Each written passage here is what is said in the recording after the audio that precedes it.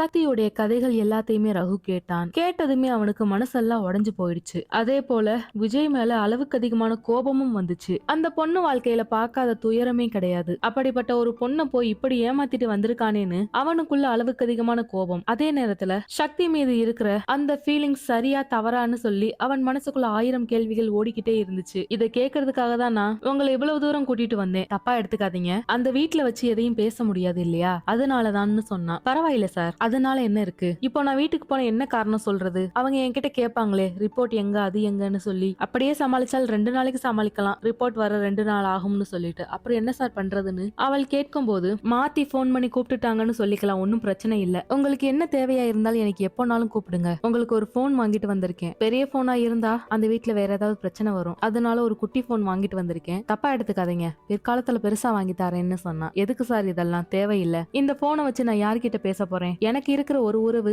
என்னோட மாமா தான். அவர் என்னன்னா ஏதோ புதிர் வச்சு பேசுறாரு. விஜய வேணும்னே கல்யாணம் பண்ணி வச்சதா சொல்றாரு. பயங்கர குழப்பமா இருக்கு சார். தெரிஞ்சுதான் உனக்கு விஜய கல்யாணம் பண்ணி வச்சேன்னு சொல்லி அவர் சாதாரணமா சொல்றாரு. எப்படி சார் என்னால இதை தாங்கிக்க முடியும்? நீங்களே சொல்லுங்க. ஒரு பொண்ணா நான் எவ்வளவு வேதனைப்பட்டேன்னு அவருக்கு புரியுமா? என்ன காரணம் என்னாலும் இருந்துட்டு போகட்டுமே, என்ன இப்படி ஒரு நரகத்துல தள்ளலாமா?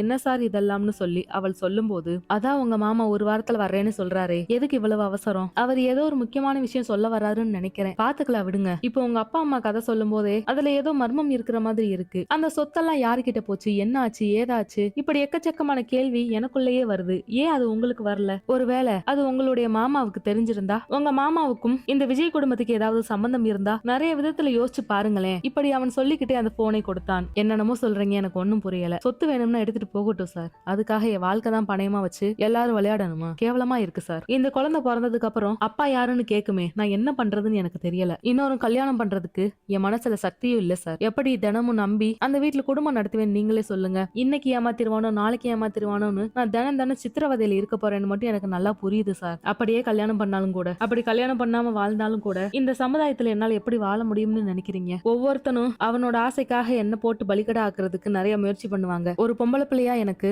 அவ்வளவு யோசனை வருது. அந்த ஊர்ல இருக்கிற எல்லாருமே என்ன சொந்த பிள்ளை மாதிரி தான் பாத்துக்கிட்டாங்க. அப்படி இருக்கிற ஊர்லயுமே தனியா போகும்போது ஒரு சில காலி பசங்க என்கிட்ட அத்துமீறி நடக்க ட்ரை பண்ணிட்டு தான் இருந்தாங்க. அதனாலே நான் காலேஜுக்கு போகல. ஆனா நான் நல்லா படிப்பேன் தெரியுமா? அதை வெளியில சொல்ல தெரியல, எனக்கு சொல்லவும் முடியல. பயமாவும் இருந்துச்சு. நாலு பின்ன வேற ஏதாவது பிரச்சனை வந்துருமோ? நம்ம செய்தியில எவ்வளவு விஷயம் பாக்குறோம். நம்ம வேணாம்னு சொன்னா கெமிக்கல் எடுத்துட்டு வந்து மூஞ்சில ஊத்துனா என்ன பண்றது? இப்படி 1000 யோசனைக்குள்ளதான் சார் அந்த வாழ்க்கையை நான் வாழ்ந்துட்டு இருந்தேன். கடைசியில கல்யாணம் ஆகியும் நிம்மதி இல்லாம போச்சு. இதுக்கு எங்க மாமா ஒரு காரணம் வேற சொல்ல போறதா பேசிட்டு இருக்காரு. இதெல்லாம் என்ன சார் இது கொடுமையா இருக்குன்னு அவள் புலம்பும் போது, சரி விடுங்க, இந்த மாதிரி நேரத்துல நீங்க தேவையில்லாம புலம்பி உங்க மனசை கஷ்டப்படுத்திக்காதீங்க. உங்களை கொண்டு போய் நான் வீட்டுல விட்டுறேன் வாங்கன்னு சொல்லி அவன் கூட்டிட்டு போய் மறுபடியும் அந்த வீட்டுல கொண்டு போய் விட்டான். ருக்கு ஒரு பக்கம் என்ன சொன்னாங்க ஏது சொன்னாங்கன்னு சொல்லி நிறைய கேள்வி கேட்கும் போது சக்தி எதுவும் பேசாம அமைதியா இருந்தா. அப்போ ரகு தான், அம்மா வேற யாரோ ஒரு பொண்ணுக்காக மாத்தி எங்களை சொல்லிட்டாங்க. ஏதா 4 மாசம் 5 மாசம் ஆனாதான் இந்த செக்அப் பண்ணுவாங்களாம்ல. சரி நான் தான் கூப்பிட்ட மாதிரி கூப்பிடுறேன்னா நீங்களா சொல்ல மாட்டீங்களா? இப்படி அலைஞ்சிருக்க தேவையில்லை. இப்படி எல்லாம் அவன் சொல்ல, சரிதான்டா, இப்ப இருக்கிற காலத்துல சும்மா தலைவலின்னு போனாலே ஸ்கேனா எடுத்து தள்ளுறாங்க. அப்புறம் என்ன, அப்படித்தான் உங்களுக்கு ஏதாவது ஸ்கேன் சொல்லிருப்பாங்கன்னு நினைச்சேன். சரி நீ பார்த்து வீட்டுக்கு போயிட்டு வா, சாப்பிட்டு போறியா? இப்படி எல்லாம் கேட்கும்போது, அதெல்லாம் வேணாமா, அம்மா வீட்டுலதான் இருக்காங்க, நான் போய் பாத்துக்கிறேன்னு சொல்லிட்டு அவன் அங்கிருந்து புறப்பட்டான். சக்தியும் எதுவும் பேசாம அவள் புறப்படும் போது ஸ்னேகா அவளை வழிமறைச்சா. என்ன நீ வந்ததுல இருந்து சமைக்கிறது இல்ல ஒன்னும் இல்ல, வந்ததுமே வயிற்று தள்ளிட்டு வந்திருக்க. இதுல எந்த வேலையும் செய்யாம ஓடிக்கிட்டே இருக்கியே. ஹாஸ்பிட்டல் போறேன்னு போற, அங்க போறேன் இங்க போறேன்னு எங்கேயாவது போய்கிட்டே இருக்க. உனக்கு ஓசியா நாங்க சம்பளம் கொடுக்க முடியுமா? என்னோட தம்பிக்கு நிச்சயதார்த்தம் நடக்க போகுது வர ஞாயிற்றுக்கிழமை. இன்னும் 5 நாள் தான் முழுசா இருக்கு. ஒழுங்கா வீட்டை எல்லாம் சுத்தப்படுத்தணும். ஆளுக்கு ஒரு வேலையா செய்யணும். என்னால எதுவும் முடியாது. அதனால நீ ஊடமாடா இருந்து எல்லா வேலையும் பாரு. எப்ப பார்த்தாலும் ஓடி போய் உன்னுடைய பின்னாடி இருக்கிற வீட்டுல போய் அடைஞ்சுக்காத. இப்படி எல்லாம் அவள் கோபமா சொன்னா. இதை கேட்டதுமே, சரிங்க மேடம் நான் பாத்துக்கிறேன், எல்லா வேலையும் நான் செஞ்சுட்டே போறேன்னு அவள் ருக்கு பக்கத்துல போகும்போது ருக்குவும், ஆமாண்டி நானே சொல்லணும்னு நினைச்சேன். சரி நான் பொருளை எல்லாம் எடுத்து தர்றேன், மேல இருக்கு, அதை நல்லா தூசி தட்டி வை. நீ அந்த வேலையை செஞ்சா போதும். ஆனா அது சின்ன வேலையெல்லாம் கிடையாது, அதான் மிகப்பெரிய வேலை, ரொம்ப நேரம் ஆகும். அவ்வளவு பொருள் மேல இருக்கு. சத்யா கொஞ்சம் கிளீனிங் ப்ராசஸ் இருக்கு வாமான்னு சொல்லி ருக்கு மூத்த மருமகளை கூப்பிடும்போது, ஆன்ட்டி எனக்கு ஏற்கனவே டஸ்ட் அலர்ஜி இருக்குன்னு உங்களுக்கு தெரியாதா? கல்யாண மாப்பிளைய வச்சு வேலையை வாங்குங்க. உங்க மூத்த பையன் வந்ததுல இருந்து ரெஸ்ட் எடுக்கவே இல்ல. உடனே மாமா ஆபீஸ்க்கு வர சொல்லிட்டாரு. நானும் ஊர்ல இருந்து ரொம்ப டயர்டா இருக்கேன், என்னால எதுவுமே செய்ய முடியாதுன்னு சொல்லி அவள் அப்படியே ஒதுங்கிக்கிட்டா. இதுல நிச்சயதார்த்த பொண்ணு வேற அதே வீட்டுல தான் இருக்கு. அவளை எப்படி வேலை வாங்க முடியும்? ஸ்னேகாவும் நிறமாச பொண்ணா இருக்கா, அவளை எந்த வேலையும் சொல்ல முடியாது. அப்ப அப்போதான் இளங்கோ வெளியில இருந்து வீட்டுக்குள்ள வந்தான். வாடா மகராசா வாடா, உன்னைத்தான் நான் தேடிட்டு இருந்தேன். இங்க வா, வீட்டை எல்லாம் சுத்தம் பண்ணணும். நான் கொடுக்குற பொருள் எல்லாத்தையுமே எடுத்துட்டு வந்து இவள் கிட்ட கொடு. இவள் தொடச்சு தொடச்சு தரட்டும், சரியா? இப்படி சொல்லும் போது, என்ன சித்தி இப்படி எல்லாம் பாடா படுத்துற? உன் வீட்டுக்கு வந்தது உத்தமா, விருந்தாளி விருந்தாளி மாதிரி நடத்தின்னு அவன் ஒரு பக்கம் புலம்பும் போது, டேய் நீ விருந்தாளியா இருந்தா பரவாயில்ல, விருந்தாளியா இருந்தா 2 நாள் 3 நாள்ல ஓடிடுவான். நீ இங்கே தானடா பல வருஷமா இருக்க, பொண்டாட்டி புள்ள விட்டுட்டு போயிடுச்சு, அதையெல்லாம் கண்டுக்காம இங்கே இருக்கியே கூறு கட்டவனே. பேசலாம் பாரு பேச்சு. உன் தம்பிக்கு தானே நிச்சயதார்த்தம், நீ வேலை செய்யாம யார் செய்வா? உன்னை என்ன பெரிய வேலையாவா செய்ய சொல்றேன்? நீ இருக்கிற கோபத்துல எந்த பொருளையும் போட்டு உடைச்சிருவ. வா, மேல நிறைய போட்டோஸ் இருக்கு, அதெல்லாம் பழைய போட்டோ, எல்லாத்தையும் எடுத்து தரேன், இவகிட்ட கொண்டு வந்து வை, கண்ணாடியா இருக்கும், உடைச்சிடாத. நீங்க எல்லாரும் ரொம்ப அலர்ஜி பேஷண்டா இருக்கீங்க, போய் ரூம்ல கதை வடிச்சுக்குங்கன்னு அவங்க கிண்டலா அவங்கள சொல்லிட்டு எல்லாரையும் உள்ள அனுப்பிட்டு இப்போ இளங்கோவை வச்சு வேலை வாங்கிட்டு இருந்தாங்க. வீட்டுல எல்லாரும் ரூமுக்குள்ள இருக்காங்க, யாரும் வெளியில வந்த பாடு இல்ல. பெரியம்மா போட்டோ இறக்குறேன்னு சொல்லி அங்கே நிக்கிறாங்க. இந்த ஒத்தக்காட்டு மைனா மட்டும் இங்க உட்கார்ந்துருக்க போறா. நான் போட்டோவை எடுத்து கொடுக்குற சாக்கல் என்னென்ன பண்றேன்னு பாருடி. இனிமேல் நீ எனக்கு அடிமையாகுற, சரியா? உன் விட்டுட்டு போன புருஷனுக்கு பதிலா நான் தான். இப்படி ரொம்ப கொச்சையான எண்ணத்தோடு அவங்க கொடுக்குற போட்டோ எல்லாத்தையும் எடுத்துட்டு வந்தான். எடுத்துட்டு வந்ததும் இல்லாம அதை கீழே வைக்கும் போதெல்லாம் அவளை வேணும்னு உரச ஆரம்பிச்சான். அவளுக்கு அவ்வளவு அருவருப்பா இருந்துச்சு, சொல்ல முடியல வாய் விட்டு என்ன ஏதுன்னு. அப்படியே சொன்னாலும் கூட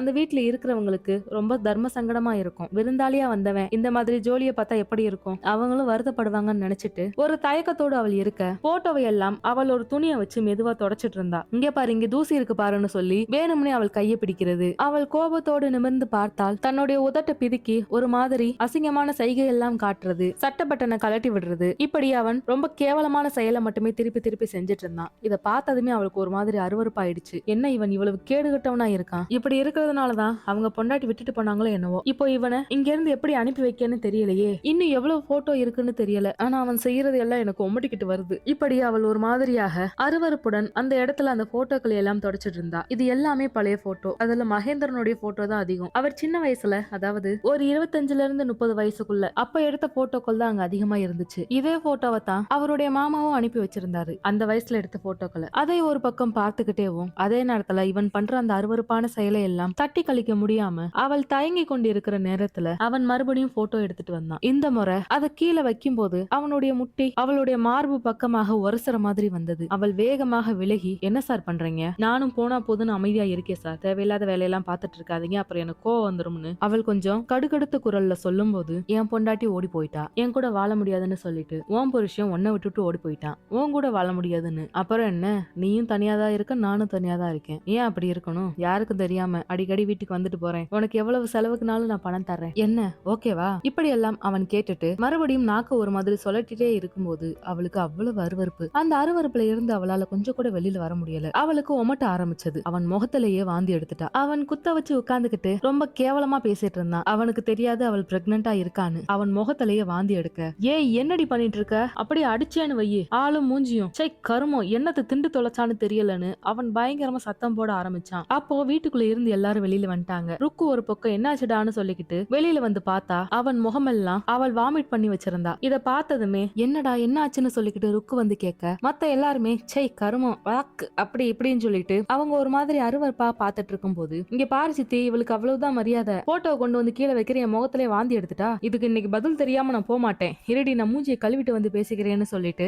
அவன் வேக வேகமா உள்ள போய் உடம்பு முழுக்க தண்ணியை ஊத்திட்டு வேகமா ஓடி வந்தான். இன்னைக்கு இவளை அடிச்சு கொல்லாம விட மாட்டேன், ஆளும் மூஞ்சியும் என் மேலே அசிங்கத்தை தெளிச்சிட்டேல, இன்னைக்கு பாரடின்னு சொல்லி அவன் கோபமா வரும்போது அதை பார்த்தருக்கு, டேய் டேய் பைத்தியக்காரா, அவள் மாசமா இருக்காடா, அதனாலதான் அந்த மாதிரி ஏதாவது நடந்திருக்கும். சரி நான் உன்கிட்ட ஒரு கேள்வி கேட்கிறேன், அவ பக்கத்துல போய் போட்டோவா வைக்கணும், அதை செய்யாம நீ என்னடானா அவள் மூஞ்சி பக்கத்துல உன் மூஞ்சிய கொண்டு போய் பயமுறுத்தினியாக்கும், அதான் உன் மேல வாமிட் பண்ணிட்டா, போடா டேய் போடா, உனக்கு என்ன இதெல்லாம் புதுசா? உன் மொண்டாட்டி உன் மூஞ்சில காரியே துப்பி இருக்கா. சித்தி தேவையில்லாத என் பர்சனல் விஷயத்தெல்லாம் அந்த வேலைக்காரி முன்னாடி சொல்லிட்டு இருக்காத. நானும் வந்ததுல இருந்து பாக்குறேன் இவன் மூஞ்சியும் மொசர கட்டையும் பார்த்தாலே எரிச்சலா வருதுன்னு சொல்ல, அதை கேட்டதுமே அவள் வேகமா எழுந்திருச்சு, சார் உங்களுக்கு அவ்வளவுதான் மரியாதை, நீங்க என்னென்ன பேசுனீங்கன்றதெல்லாம் அம்மா கிட்ட நான் சொல்லட்டுமா, அதுக்கப்புறம் தெரியும் சார் உங்களுக்குன்னு அவள் கோபமா பேசுனதுமே அதை கேட்டு அவன் கொஞ்சம் ஜர்க்காயிட்டான். ஐய இவள் வாயை திறந்தா போச்சுடா, நம்ம மானம் மரியாதை எல்லாம் போயிரும், என் பொண்டாட்டியே இங்க வந்தாலும் இவங்களை பிரிச்சு வச்சிருவாங்க, அதெல்லாம் சரிப்பட்டு வராதுன்னு. ஏமா கூட குறையா ஏதாவது திட்டினா வாங்கிக்கமா, இது ஒரு விஷயம் நீ என் மூஞ்சில வாந்தி எடுப்பியா, நீ மாசமா இருக்குன்னு எனக்கு தெரியாம போயிடுச்சு, முன்னாடியே சித்தி சொல்லியிருந்தா உன் பக்கத்திலே நான் வந்திருக்க மாட்டேன், இப்படி எல்லாமா வாந்தி எடுப்பாங்க,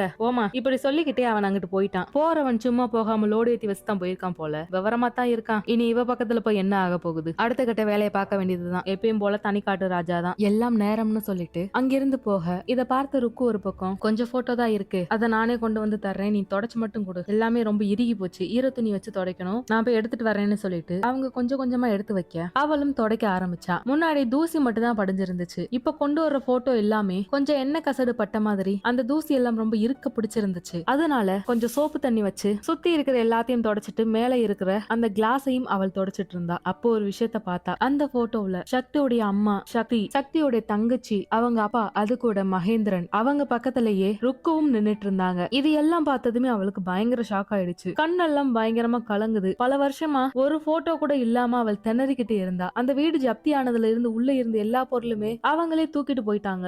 ஒரு சின்ன பிட்டு பேப்பர் கூட இல்லாத அளவுக்கு. பல வருஷம் கழிச்சு அவளுடைய குடும்பத்தை ஒரு போட்டோல பாத்துட்டு இருக்கா. ஆனா அந்த போட்டோவுக்கான காரணம் தெரியல, இவங்க யாருன்னு தெரியல, இப்படி ஏகப்பட்ட விஷயம் அதுக்குள்ள இருக்கு. பயங்கர மர்மமா இருந்துச்சு. அங்க வந்து ஒரு 3 போட்டோ இருக்கு. அதுல ஒரு போட்டோ மட்டும் தான் இவங்க எல்லாரும் சேர்ந்து இருக்கிற மாதிரி, இன்னொரு போட்டோ மகேந்திரனும் சக்தியோட அப்பா மட்டும் இருக்கிற மாதிரி, இன்னொரு போட்டோ அந்த மாமா அனுப்பி வச்சு அந்த 3 பேரும் நிக்கிற மாதிரியான ஒரு போட்டோ. இப்படி எல்லாம் 3 விதமான போட்டோ அவளுக்கு தெரிஞ்சவங்க அந்த போட்டோல இருக்கிற மாதிரியே இருந்துச்சு. இது எல்லாம் பார்த்ததுமே இது அவளுக்கு தேவையும் பட்டுச்சு. அவள் மெதுவா அந்த 3 போட்டோவை மட்டும் எடுத்து ஒரு தூணுக்கு பின்னாடி மறைச்சு வச்சா. ருக்குவை இந்த பக்கம் வரவிடாம பண்ணா இந்த போட்டோவை எப்படியாவது நம்ம வீட்டுக்கு எடுத்துட்டு போயிடலாம்னு அவள் நினைச்சிட்டே இருந்தா. அது போல தொடச்ச போட்டோ எல்லாத்தையுமே அவங்க கிட்ட குடுக்கறதுக்காக அவள் நேராக உள்ளே போக ருக்கு ஒரு பெட்டி நிறைய அந்த போட்டோவை மறுபடியும் அடுக்கி வச்சிட்டு இருந்தாங்க. ஒரு சில போட்டோவை பெட்டிக்குள்ள போடாம அப்படியே திட்டு மேல வச்சுட்டேன். அதுதான் நான் பண்ண மிகப்பெரிய தப்பு. தூசி எல்லாம் பல வருஷமா அதுல அடைஞ்சு அடைஞ்சு ஈரக்காத்து படும்போது அது பசை மாதிரி பிடிச்சுக்குச்சு, ஏதோ எண்ணெய் கக்கு மாதிரி. நல்ல வேலை நல்ல புதுசா பாலிச தொடச்சிட்டேன். இந்த போட்டோவையும் இதே பெட்டிக்குள்ள போட்டுட்டா இனி எந்த பிரச்சனையும் இல்ல. இப்படி அவங்க பேசிட்டு இருக்க, சரிங்கம்மா வெளியில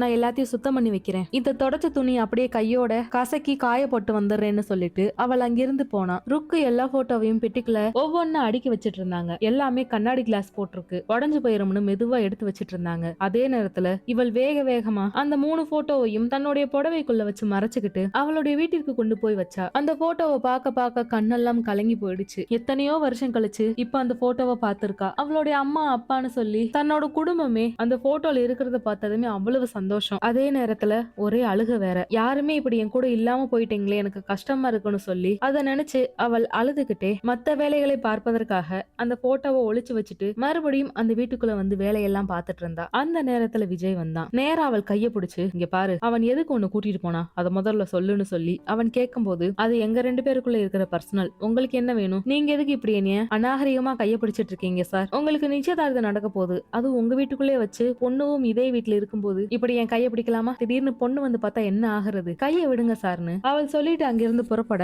பரவாயில்ல என்னாலும் பரவாயில்ல, நீ என்கிட்ட காரணத்தை சொல்லிட்டு போ, அவன் உன்னை எங்க கூட்டிட்டு போனான்னு சொல்லி கேட்கும்போது, சும்மா காஃபி குடிக்க போனோம், இப்ப என்ன அதுக்கு, ஏண்டி ரவுடி என்ன கொளுத்து போய் திரியிறியா, அடுத்த ஆம்பளை கூட போயிட்டு வந்தேன்னு கட்டின புருஷன் என்கிட்டயே சொல்லுவியா, இன்னைக்கு உன்னை என்ன பண்றேன்னு பாருடி, இப்படி சொல்லிக்கிட்டு பல்ல கடிக்கும் போது, யோ மரியாதை கெட்டு போயிடும், உன்னோட வீட்டுக்குள்ள இருந்துகிட்டே நீ கட்டின புருஷன் வேற சொல்றியா, அவ்வளவு தைரியமா இருக்கட்டுமே சத்தமா சொல்ல வேண்டியதானே, அதென்ன பல்ல கடிச்சுக்கிட்டு பாதி குரல்ல பேசிட்டு இருக்க, நீ எப்ப சத்தமா சொல்றியோ அன்னைக்கு நான் எவன் கூடவும் போகாம இருக்கேன், இப்போ நான் யாரு கூட போனா உனக்கு என்ன, முதல்ல என் கூட இருக்கியா, வாய மூடிட்டு போ, சொல்ல வந்துட்டான். இப்படி அவள் முறைச்சுக்கிட்டே சொல்லும் போது சரியாக சத்யா இந்த விஷயத்த பாத்துட்டா. என்னடா இது கொஞ்சம் குழாவிட்டு இருக்காங்க, அட கருமமேன்னு சொல்லிட்டு அவள் அவங்க 2 பேரையும் பாத்துட்டு இருந்தா. அதே நேரத்துல அவளுடைய போனை வச்சு அவங்க 2 பேரையும் போட்டோ எடுக்க வீடியோ எடுக்கன்னு அந்த 2 நிமிஷத்துல எல்லா வேலையும் செஞ்சுட்டா. ஆனா இது எதுவுமே அவங்க 2 பேருக்கும் தெரியாது. இப்படி இருக்கிற நிலைமையில ரகு வீட்டிற்கு போய் ஆழ்ந்த யோசனையில இருந்துட்டே இருந்தான். அவள் சொன்ன மாதிரி நானும் போய் அவகிட்ட பேசினா நம்மள தப்பா நினைச்சிருவாளோ, நீ ஏற்கனவே என்ன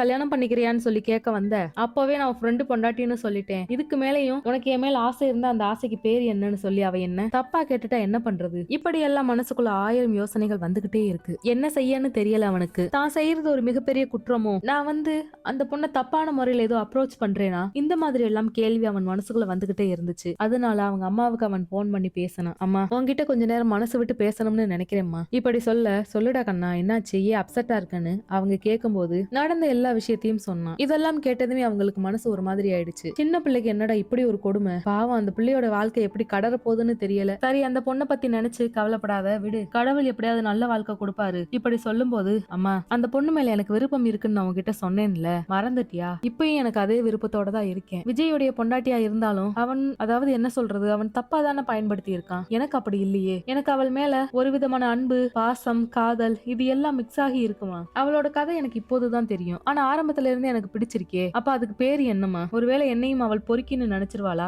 இப்படி எல்லாம் நிறைய கேள்விகள் கேட்கும்போது, இங்க பாரு, நான் உன்னை ஒரு விதத்துல வளர்த்திருக்கேன். நீ என்ன விதத்துல வளர்ந்திருக்கன்னு உனக்கு தெரியும். இப்போ நீ அந்த பொண்ணு கிட்ட ஒரு பேச்சுவார்த்தையில இருக்க. அதே நேரத்துல விஜயும் அதே வீட்ல தான் இருக்கான். இந்த மாதிரி நேரத்துல நீ போய் பேசுறது அதெல்லாம் சரிதான். ஆனா இப்போ இருக்கிற மனநிலையோட அந்த பொண்ணு கிட்ட பேசுறது சரியான்னு கேட்டா கொஞ்சம் யோசனையா தான் இருக்கு. முதல்ல அந்த உறவுக்கு ஒரு எண்டு கார்டு போடட்டும். விஜயும் அதே வீட்ல தான் இருக்கான், அவளும் அதே வீட்ல தான் இருக்கா. இன்னும் அவங்க 2 பேருக்குள்ள இருக்கிற உணர்வு எப்படி இருக்குன்னு தெரியாம இடையில நீ போனா அது நல்லா இருக்குமா? கொஞ்சம் யோசிச்சு பாருப்பா. உன்னை அந்த பொண்ணை கல்யாணம் பண்ணிக்க வேணாம், நீ அந்த பொண்ணு கிட்ட பேசக்கூடாதுன்னு அம்மா சொல்லவே இல்ல. நான் சொல்றது என்னன்னு உனக்கு புரியுது தானே? கல்யாணம் ஆகி 4 மாசங்கிறது ரொம்ப சின்ன காலம். ஆனா இது இளம் வயசு. இந்த வயசுல அவங்க எப்படி வேணாலும் இருப்பாங்க. அவங்களுக்குன்னு கொஞ்சம் இடம் கொடுக்கணும் நம்ம. கொஞ்சம் பொறுமையா இரு. விஜய்க்கு கல்யாணம் ஆகி இந்த பொண்ணை கைவிட்ட நிலைமையில அந்த பொண்ணுக்கும் உன் மேல விருப்பம் இருந்துச்சுன்னா மட்டும்தான் நீ அப்ரோச் பண்ணணும். இல்லன்னு வை, ஒதுங்கியே நில்லு. இந்த உணர்வை நான் தப்புன்னு சொல்ல மாட்டேன். ஒரு ஆணுக்கு பொண்ணுன்றது உலக நியதி அதுதான். உனக்கு ஏன் என்ன பிடிச்சது? உன் அப்பாவை பிடிக்காம? சின்ன வயசுல இருந்தே நீ உன் அப்பா கிட்ட ஒட்டவே இல்ல. ஆனா உங்க அப்பா உன் மேல பாசமா தானே இருந்தாரு.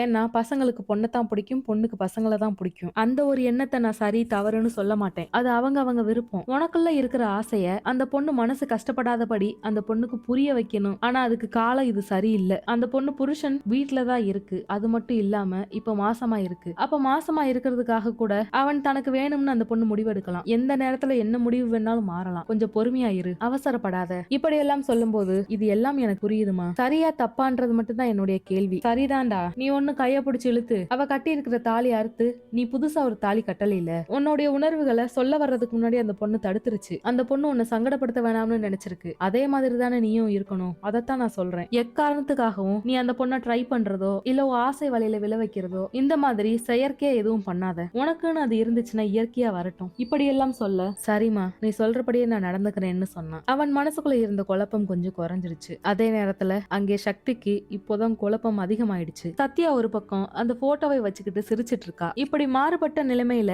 இனி என்ன நடக்க போகுதுன்னு இனி வர எபிசோட்ல பார்க்கலாம். இந்த நாவலை முழுசா தெரிஞ்சுக்க நம்ம சேனலை சப்ஸ்கிரைப் பண்ணுங்க, லைக் பண்ணுங்க, ஷேர் பண்ணுங்க. நன்றி, வணக்கம்.